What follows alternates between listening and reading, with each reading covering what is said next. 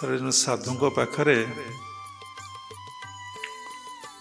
जने माँ जने सेवा करुले वयस्का माँ बहु दिन साधु सेवा कले कि कौन परिवर्तन है आर्थिक स्थिति मानसिक स्थिति कौ स्थिति किसी परिवर्तन है से दिने भाविले आज बाबाजी की कही ये साधु को कही मुझे विदाय नेबी तापर कौन है ना दिने हाथ जोड़ी मुंडिया मारी संध्या बेल को बुढ़ी घर को फेरी जाए कहले महाराज बहु दिन साधु सेवा कली साधु संग कली मोर कौन सी परिवर्तन ना कौन भागवत लेखा अच्छी साधु जे मलय पवन काष्ठ को करई चंदन ए जीव साधु संग बिनु लभी न पारे मोर तनु दैत दानव खग मुर्ग साधु संगते मुख्य जोग कहीं तो किछि हेला नहीं। साधु जन कहले माँ बस तुमको गोटे कथा कहबी कौन कथा कहबी कौन कहबे महाराज ना तुम्हें प्रत्येक दिन घर को गला बेले जो पुड़िया सब नहीं जाओ जो जिनिस नहीं जाओ से जिनिस कहार जानिच तो सबु लोक मानकर जे दिए से पुण्य अर्जन करे जे निए से पाप अर्जन करे कहार पाप ना तांकरी पाप जे दे थाए तेणु तुम तो साधना नहीं तुम तो ईश्वर निकट में समर्पण भाव नहीं तुम्हें समस्त पाप को नहीं घर को गल तुम्हें तो पाप से पापरे पापी हेल से कौन कल तेणु तुम अंतकरण शुद्धि हो पार नहीं तुम चित्त शुद्धि हो पार नहीं तुम मन निर्मल हो पार नहीं तेमे जदि निष्काम चित्रे साधु सेवा साधु संग कर सब जिनस किसी ग्रहण न कर तुम चित्त मन शुद्धि निर्मल हो जाता तेणु वर्तमान समय रे देवस्व ब्रह्मस्व राजस्व समस्ते खाई हजम करदे पूरा अभ्यस्त समस्ते राजस्व खाई जाउछन्ति सरकार जो योजना होउछि से योजना को केमिति शीघ्र आम ग्रहण करवा ये पैसा जे कहार ये कथा आपण मानक जना ना तेणु आमर ये पैसा खाइबार अधिकार अछि कि तेणु प्राप्ति आशा आम सबुबले रखुचे तेणु जे उच्च कोटर सन्थ बा महात्मा से काहा ठारू कौनसी कथा केबे प्राप्ति आशा रखती नहीं ताही दुखर कारण ताही कष्टर कारण ताही मानसिक अस्थिरतार ही कारण देखंतु समस्त जीवन रे भौतिक जगत रे आध्यात्मिक जगत रे समस्तंकर किछि ना किछि अनुभव रही जोठी न मिलिला सात्विक प्राप्ति राजसिक प्राप्ति तामसिक प्राप्ति सेवाटी काठू चाहूँगी कि मिठा कथा दीपद चाहूँगी कि भगवत प्रसंग टिके चाहूँगी कि कथा पदे आपण साधु ठारू चाहूँगी कि गुरु ठारू चाहूँगी ता जदि न मिलला मन भांगीगला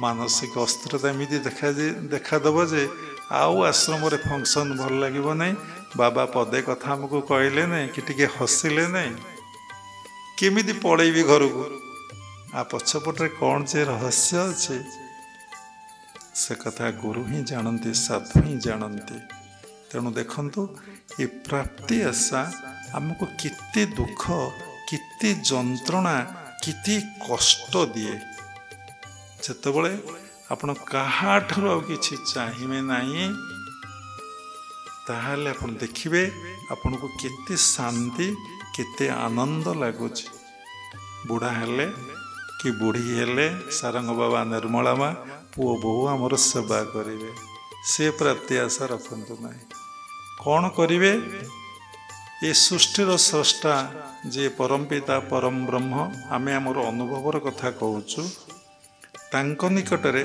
ତାଙ୍କୁ ଭଲ ପାଇବେ, ତାଙ୍କୁ ଧ୍ୟାନ କରିବେ, ତାଙ୍କୁ ଜପ କରିବେ, ତାଙ୍କ ଉପରେ ବିଶ୍ୱାସ ଆଉ ନିର୍ଭର ରଖିବେ। ସେ ସବୁ କଥା ଜାଣନ୍ତି, ସେ କୃପା କଲେ ସବୁ ଠିକ୍ ହେଇଯିବ। ଆପଣ ଯଦି ଏଇ ଗୋଟିଏ କାମକୁ କରିପାରିବେ, ଆପଣଙ୍କର କ'ଣ ଦରକାର, କି ସେବା ଦରକାର, କେତେ ଟଙ୍କା ଦରକାର, କେତେ ପଇସା ଦରକାର, ସବୁ ପରମ ପିତା ପରମ ବ୍ରହ୍ମ ସେ ଆପଣ ପାଇଁ ସବୁ ଯୋଗାଡ଼ କରିଦେବେ। ଜଣକ ପାଖରେ ଯଦି ବିଶ୍ୱାସ, ଜଣକ ପାଖରେ ଯଦି ନିର୍ଭର, ଜଣକ ପାଖରେ ଯଦି ପ୍ରାପ୍ତି, ସେ କିଏ ନା ପରମାତ୍ମା ପରମ ବ୍ରହ୍ମଙ୍କ ପାଖରେ। ତ ଲେଖା ହେଇଛି, ଶରଣ ପଶ ମୋର ପାଦେ, ନଡର ବିଷୟା ବିଷାଦେ, ମୋର ଚରଣ ଯେ ଚିନ୍ତଇ, ସଂସାରେ ତାର ଭୟ ନାହିଁ। ତେଣୁ ଆମେ ଭାଗବତ ପଢୁଛେ, କିନ୍ତୁ ଏ କଥା ଆମେ ଜାଣିନେ ଯେ ଶରଣ ପଶ ମୋର ପାଦେ। କେମିତି ଭଗବାନଙ୍କ ପାଦ ପଦ୍ମରେ ଶରଣ ପଶିବା, ସେ କଥା ମୂଳରେ ଫାଷ୍ଟରୁ କହୁଥିଲେ, ମନ ପ୍ରାଣ ସେଇଠି ତାଙ୍କ ପାଖରେ ରଖିବା।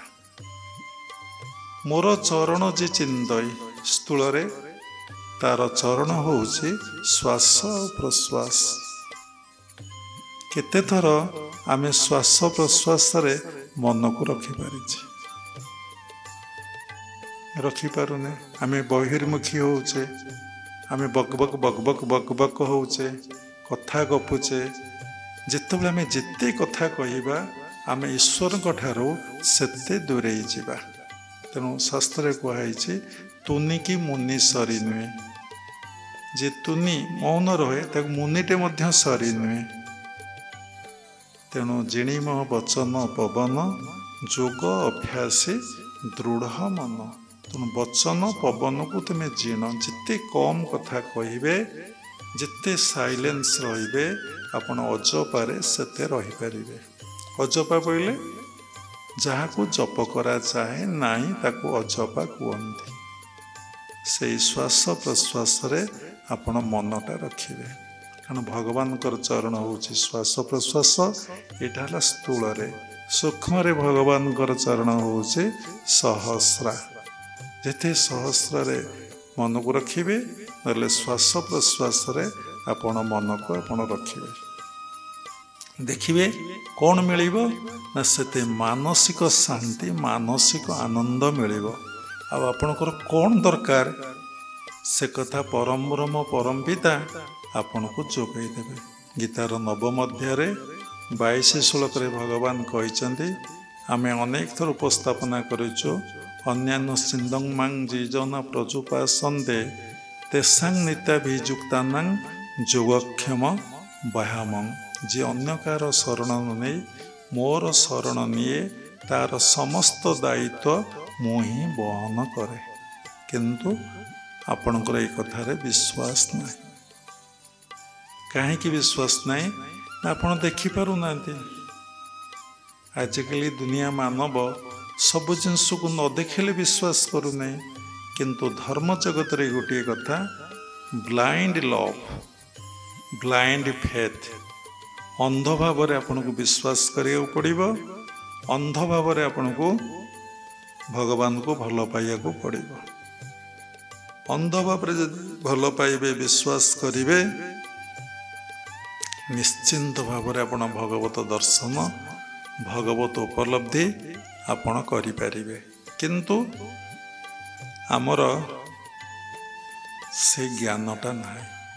ଯଦି ବାରମ୍ବାର ଆପଣ ସାଧୁସଙ୍ଗ କରିବେ, ସତ୍ସଙ୍ଗ କରିବେ, ନିଶ୍ଚିନ୍ତ ଭାବରେ ଆପଣଙ୍କର ସୂକ୍ଷ୍ମରେ ଆପଣ ମନ ଶୁଦ୍ଧି ଏବଂ ପବିତ୍ର ହେବାକୁ ଲାଗିବ, ପ୍ୟୁରିଫାଇ ହେବାକୁ ଲାଗିବ। ଅଦୃଶ୍ୟରେ ଯଦି ଆପଣ କଣ୍ଟିନ୍ୟୁଅସ୍ କିଛି ବର୍ଷ ସାଧୁସଙ୍ଗ କରିବେ, ସାଧୁ ସେବା କରିବେ, ସେ ବୁଢ଼ୀ ଭଳି ପୁଟୁଳି ବାନ୍ଧି ଯିବେ ନାହିଁ। ନିଷ୍କାମ ଭାବରେ ଆପଣ କରିବେ, ଡେଡିକେଟେଡ୍ ହେବେ, ଦେଖିବେ ଆପଣଙ୍କ ଅନ୍ତଃକରଣ ଶୁଦ୍ଧି ଆଉ ପବିତ୍ର ହେଇଯିବ। ଅନ୍ତଃକରଣ କାହାକୁ କହନ୍ତି ନା ମନ, ବୁଦ୍ଧି, ଅହଙ୍କାର, ଚିତ୍ତକୁ ଅନ୍ତଃକରଣ କୁହାଯାଏ। ଆପଣ ମନ ଶୁଦ୍ଧି ହେବ।